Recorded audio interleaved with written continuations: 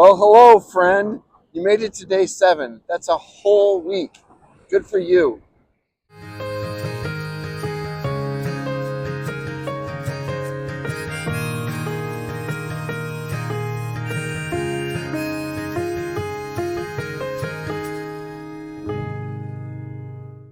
Hey, how did your drawing go? Your three-piece drawing, three-subject drawing with at least one irregular shape? No matter how it went, I know it's not very fun to do still lifes of objects sitting in front of you. I know because when I went to art school, pretty much every day of drawing class for, I don't know, maybe 2 months, we'd go in every day and the professor would have a still life set up in the center of the room, and the only choice we got was to position ourselves in a different spot around the room. And every day we drew still life and worked on some of the very things that I've been talking with you about. Not only that, but every day we spend part of the time drawing and then part of the time putting our drawings up on the board and critiquing them, having our classmates and the professor critique them, which initially was very nerve-wracking to have your drawings critiqued in front of a whole room, but also I think it really helped us all develop our ability to see and understand some of these principles that I've been talking to you about.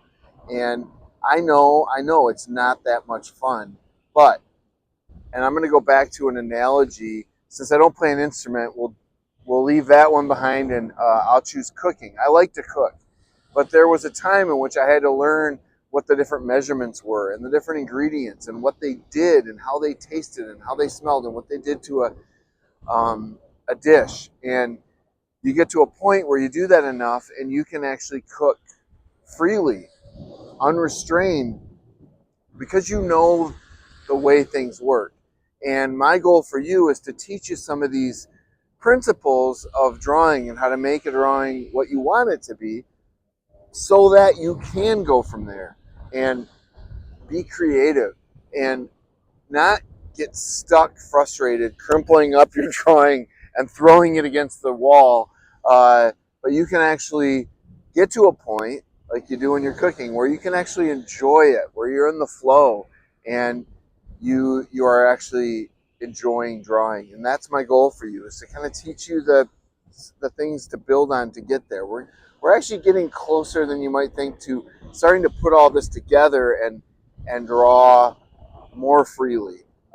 It's going to take a lot of time, and that's the other thing about that art class is that teacher, what she was doing and she knew was repetition. She was teaching us by doing it over and over again, and that's just something that you're going to have to put the time in to practice. Like I said, if you embrace failure, if you embrace your ability to see when something isn't right, as you repeat it over and over, you will be systematically weeding out past failures. You won't be repeating the same ones over and over. You won't be annoyed with that same thing that you were 2 weeks ago or yesterday.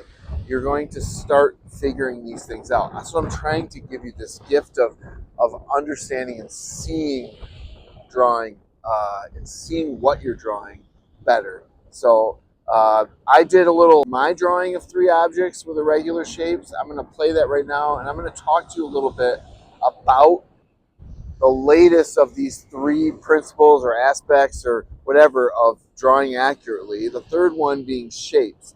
But it's impossible to talk about the third one without the other two.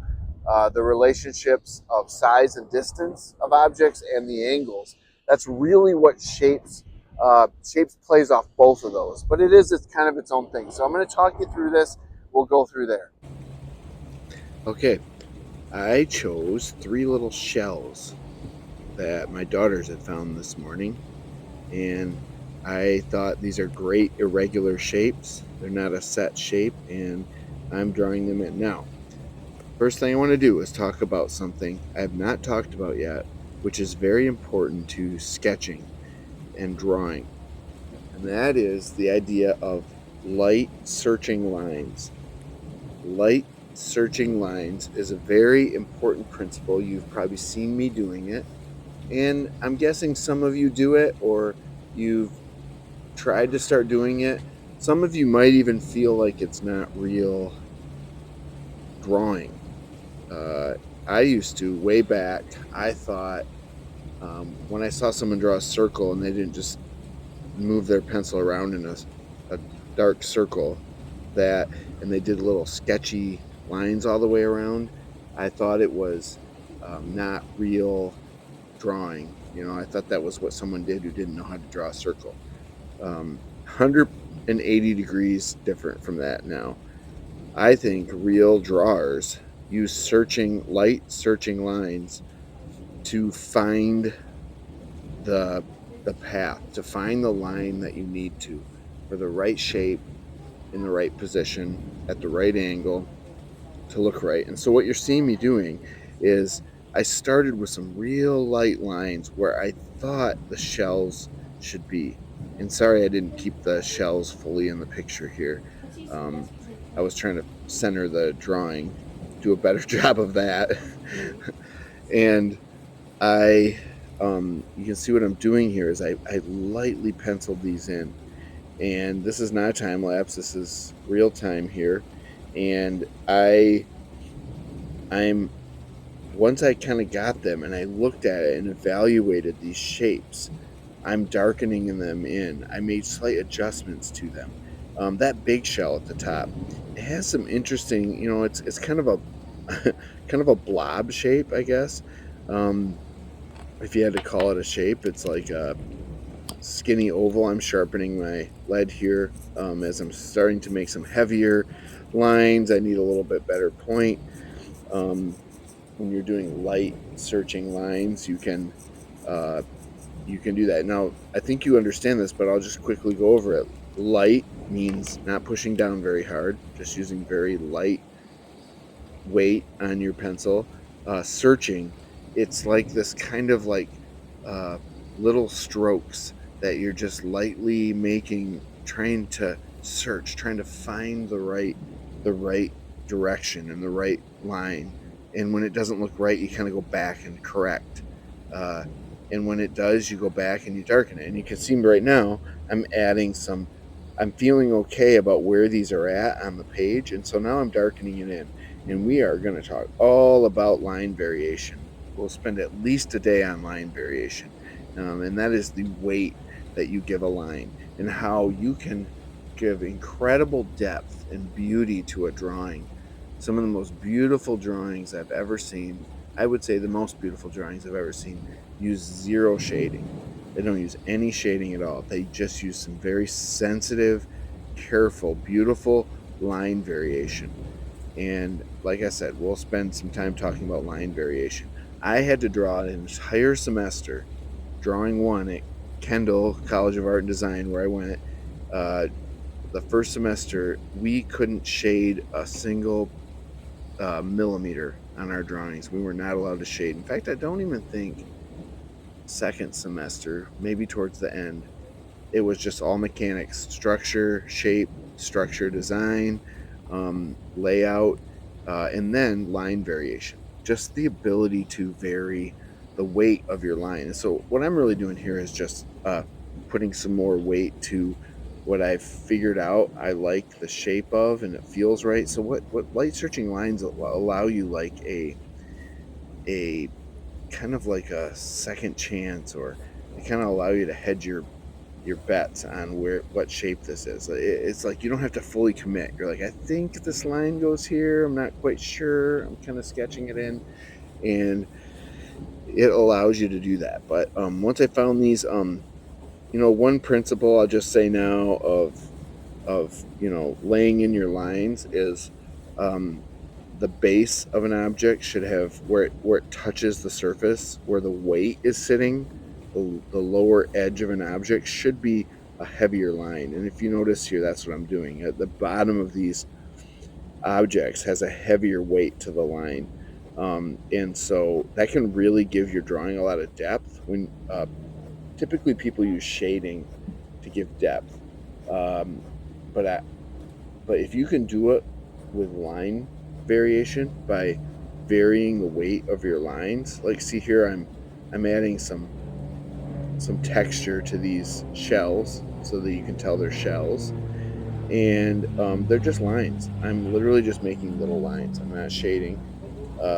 And that is kind of how you do that.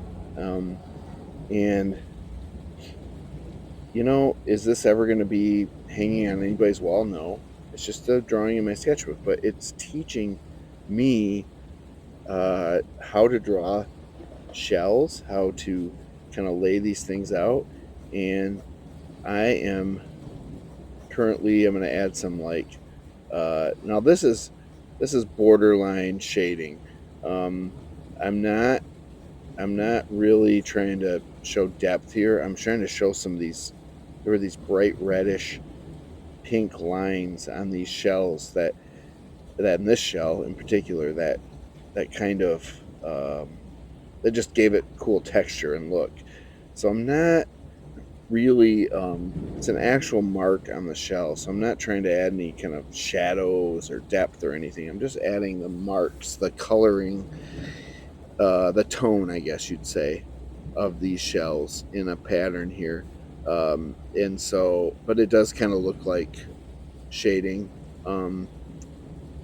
Not my intent. If I was shading, I would shade, the back corners and the bottom edge to kind of show depth. This is more the lines that come down on the shell that are just there. I think I'm getting close to finishing this.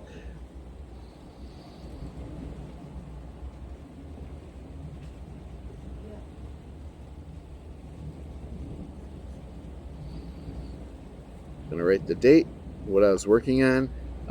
Just quickly remind you that a page in your sketchbook, this is feels inconsequential to anything. You're like, oh, it's just a drawing in my sketchbook. I guarantee you in 2 years, you will flip this open and it will take you right back to this moment, to the moment you drew whatever you drew and you labeled it. I have drawings that are decades old, and I look at the description. I wrote beach shells, 30-day drawing adventure. It took me right back to that moment. Okay, for today, you're going to do another still life drawing because we've got to practice all this stuff we're learning and kind of put it all together. So in this time, I want you to kind of combine all the elements. I want you to find a container that's round. I want you to find something small that you like. It doesn't have to be a coin, but something you can use for a unit of measure that's a small object. And I want you to have one irregular object, something that does not have a normal shape to it. And I want you to do another still life, but this time incorporating all the things we've talked about relationships between size and distance, angles, shape, and I want you to work on those light searching lines, finding the shapes and the positions and the angles and everything lightly before you start using a heavier pencil, a heavier hand. I want you to use a pencil too. And I want you to work this drawing up from very light, sketched in shapes and spaces to a heavier, darker. Once you're more confident and things start looking right, you can start darkening in those lines. This is going to be your last still life for a little while, because we're going to have fun tomorrow. Tomorrow, we're going to draw something together. I'm going to sit with you and we're going to draw something together. I'm going to end on my last still life time lapse with you, and tomorrow I will be excited to draw with you, and we're going to draw together. I'll put the image up on the screen and we're just going to draw it together. I'm going to talk you through it. I'm going to talk you through putting all this stuff together, and we're going to draw together. This is an adventure. We're doing this together. Who knows where it's all going? That's the best part. That's the definition of an adventure. A trail or path, and you don't know where it ends. Who knows where this ends? I think it ends with you being a much better drawer. So won't you join me? I'll see you back tomorrow.